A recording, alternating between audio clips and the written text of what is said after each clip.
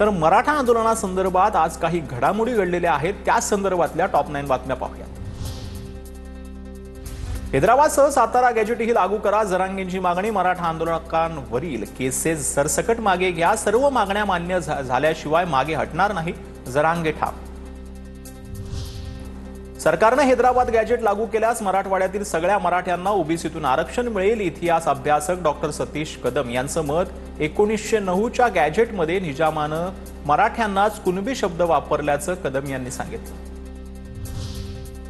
जरांगे म्हणतात, जे शेती करतात ते सर्व कुणबी, ब्राह्मण समाजही शेती करायचा, मग तोही कुणबी का? छगन भुजबळांचा सवाल। मराठा आंदोलनासाठी सरकारनं भूमिका घेणं गरजेचं, आंदोलन मोडून काढण्याचा सरकारचा प्रयत्न, सतेज पाटलांचा आरोप। संभाजीराजे छत्रपतींनी घेतली जरांगेंची भेट, सरकारनं जरांगेंच्या मागण्यांवर मार्ग काढावा, मनोज जरांगे पाटील आमचा मावळा। संभाजीराजे छत्रपतींची प्रतिक्रिया। मराठवाड्यातील मराठ्यांचा मुद्दा सरकारनं मार्गी लावावा, मराठवाड्यातील लोकांना कुणबी प्रमाणपत्र द्यावं, पत्रकार परिषदेमध्ये नरेंद्र पाटील यांची मागणी। मनोज जरांगेंच्या आंदोलनाला आनंदराज आंबेडकरांचा पाठिंबा, जरांगेंच्या मागण्यांवर सरकारनं तातडीनं निर्णय घ्यावा।